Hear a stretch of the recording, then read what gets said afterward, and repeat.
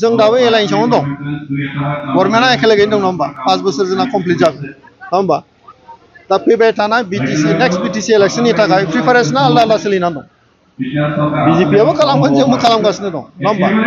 बेथ' खुनु गोनो गोथो जानांगौ बाथ्रा गैया बिजेपिआबो खालामगोन इउपिपिएलआबो खालामगोन आरो जों मोननैबो हानजा रायजोनि गेजेराव थांगोन रायजोनि गेजेराव थांना रायजोआ जुदि बुङो इउपिपिएलआ हारसिं सरकार दा इउपिपिएलआ दागोन अब्ला जायहा खुनु गोनो गोथो गैया बे रायजो राजाफोरनि खोथा जागोन रिजाल्टआ मा होनो बिनि सायावसो निर्भर जागोन दा रिजाल्टआ ओंखायनो बुंदों मा रायजो राजाफोरनि सायाव गासिबो निर्भर रायजोफ्रा जुदि बुङो इउपिपिएलनो जों सरकार दानो होगोन इउपिपिएलनि अनजिमा जुदि बुरजा होयो इउपिपिएलआ दागोन बहाय गोनो गोथो बा गाज्रि मोनलायनांगौ जेबो गैया ओंखायनो जों बुंदों मा दिनैनि तारिखाव जोंहा इउपिपिएल आरो बिजेपिजों नांलायनायनिबो बाथ्रा गैया सरकारा मोजां सोलिगासिनो दङ प्रमद बर' बिथांनि दैदेननायाव बहाय बिजेपिनिबो इएम दं इउपिपिएलनिबो इएम दं रायजोनि जों खामानि मावगासिनो दङ खिन्थु राजनितिक भाबै हानजा हिसाबै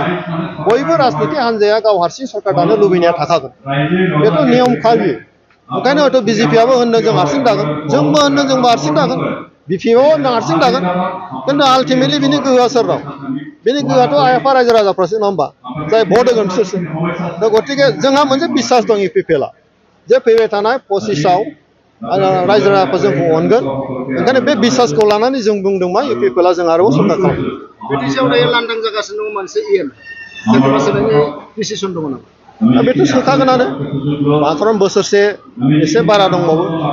इएमखौथ' बिदि लांदां दोनजाया बिनि प्रक्रिया हयथ' जोंना मानगोनां सिएम प्रमद बर' बिथाङा खालामगोन बिथांनि सायाव गासिबो जोंनि सायाव इएम गोदान होनाय सोसननाय